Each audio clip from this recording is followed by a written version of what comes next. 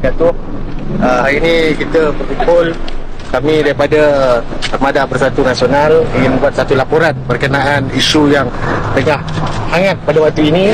Kita tengok PC 2 hari semalam pun ada. Jadi kita nak clarify dan kita juga mahu pihak polis ambil tindakan dalam menyelesaikan isu ini yang pun nampaknya remeh tapi mendapat perhatian seluruh negara. Baik, saya bacakan dulu kenyataan media dan baru kita ke sesi soal jawab. Baik, Assalamualaikum dan salam sejahtera. Terima kasih saya ucapkan kepada rakan media yang hadir. Armada Bersatu hari ini hadir ke Ibu Pejabat IPD dan Wangi ini untuk buat satu tindakan polis berkenaan video yang tular iaitu skandal seks JCOM di Jabatan Perdana Menteri. Serta nak respon sesi sidang media mantan pengarah JCOM semalam. Saya akan berikan salinan laporan polis ini selepas press conference ini nanti. Pendirian Armada Bersatu berkaitan kes ini sangat jelas, iaitu yang pertama, perbuatan ataupun perbualan mengajak seseorang melakukan seks luar tabili adalah satu jenayah di Malaysia, sama ada di bawah kanun keseksaan atau jenayah syariah. Perbuatan ini juga adalah satu perbuatan yang jelik dan melanggar kesopanan dan kesusilaan rakyat Malaysia. Yang kedua, kedua-dua pihak iaitu Datuk Dr. Muhammad Agus Yusof, mantan pengarah JCOM, dan Abdul Wahab bin Abdul Kadir Jailani yang merupakan juga penolong pegawai di JCOM, merangkap Naib Angkatan Muda Keadilan AMK Hulu Langit, sendiri mengakui bahawa video tersebut adalah tulen. Namun suara dalam video tersebut dipalsukan. Rakam video, which is Abdul Wahab itu sendiri, semalam dengan jelas mengatakan bahawa salinan original video ini terdapat pada seseorang yang digelar dengan panggilan Mr. H. Armada Bersatu berpendirian bahawa perkara ini memudahkan kerja pihak polis kerana video tersebut dipastikan tulis dan hanya perlu mendapatkan salinan original daripada Mr. H untuk dipastikan bahawa suara tersebut diedit atau tidak. Yang ketiga, ini yang kita discover, Armada Bersatu juga memandang serius lantikan politik di dalam JCOM. Rentetan dari skandal seks ini di mana kita mendapati bahawa ada 2 orang yang dapat dipastikan dari UMNO dan PKR yang mendapat lantikan di dalam JCOM, iaitu yang pertama sudah tentu Saudara Abdul Wahab sendiri. Yang kedua adalah Wan Mahusin Wan Zain yang memegang jawatan sebagai pegawai Zon Timur JCOM. Perkara ini juga harus dipandang serius, sama ada mereka dilantik berdasarkan merit atau sekadar kenalan makan gajus dan buah semata-mata. Dan yang keempat, hasil dari mesyuarat pimpinan tertinggi Armada Bersatu semalam, dan kebetulan kita berbincang isu PAT sebenarnya, tapi sebabkan isu ini tengah hangat, kita masukkan sekali. Kita juga merasakan kerajaan ini tidak efektif dalam menyelesaikan isu-isu pokok permasalahan rakyat yang lebih utama, tetapi lebih fokus pada isu-isu remeh dalam menarik perhatian rakyat. Ketua Armada Nasional YB Wan Rahmat Faisal, Wan Rahmat Kamal juga memandang serius perkara ini dan akan membangkitkan isu ini di Parlimen kelak. Sekian kenyataan media saya. Terima kasih. Soalan? Kenapa buat report since it was made on claim to be false or claim to be video dan to be doctor, so kenapa buat report? Yang pertama sekali, kita kalau kita tengok semalam dalam PC tu, Dr. Agus sendiri cakap untuk kes ini telah melakukan report. Kita pun tanggungjawab kita juga. Lepas tu kita juga nak respon. Ketua Polis Negara pun maklumkan tadi yang tidak ada sebarang laporan lagi yang rasmi, betul. Jadi sudah tentulah kita nak perkara ini diuruskan dengan lebih baik. Kita tak ada masa nak siasat.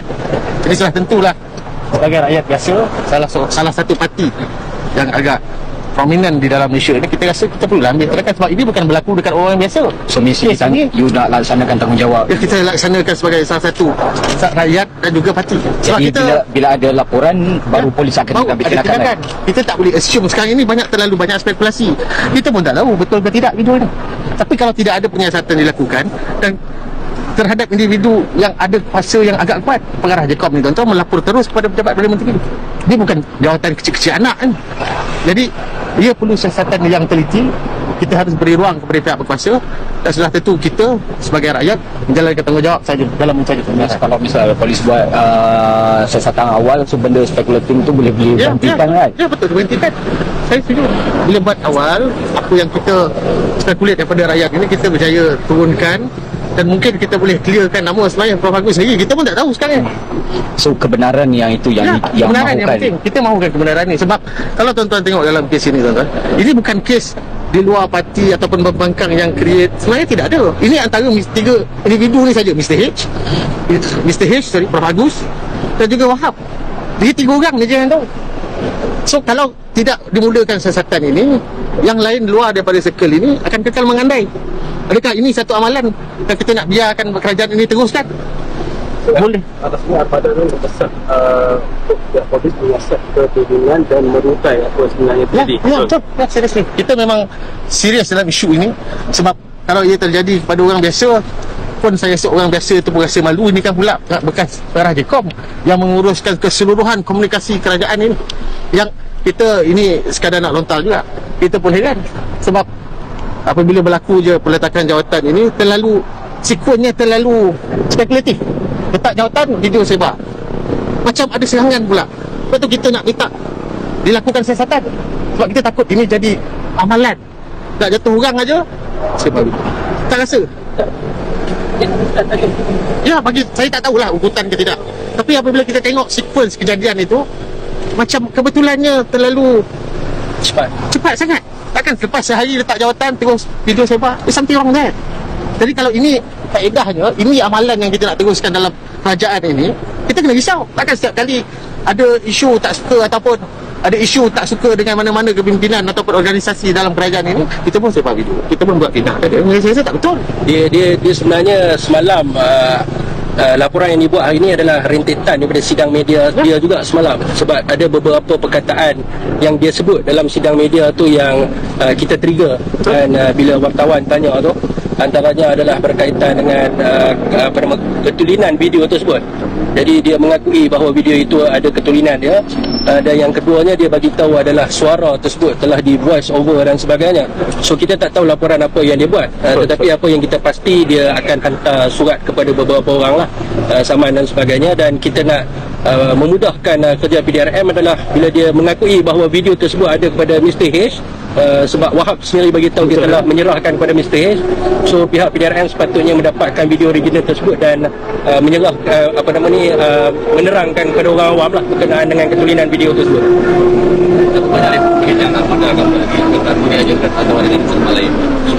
Pada waktu ini kita of course akan tekan isu ini ke panjangkan ke seluruh negara. Tapi buat hari ini saya boleh katakan ia masih bergerak. So kita masih ada satu saja baru. Kita pun tak tengah minta semua untuk prepare, sebab kita nak bergantung pada kecepatan siasatan ni. So kalau kita rasa polis, saya rasa polis akan buat kerja sebab lah. Kalau cepat saya rasa, sebab polis pernah kata kalau tak ada laporan dia tak boleh buat. Betul. Sebab kita kalau polis pun tak boleh ambil tindakan kalau laporan ni tak dilakukan. Betul. So tindakan ni diperlu buat untuk bagi polis melakukan siasatan je. Ya, betul saja. Kalau polis boleh lakukan siasatan dengan cepat, dengan telus, saya rasa tak ada isu.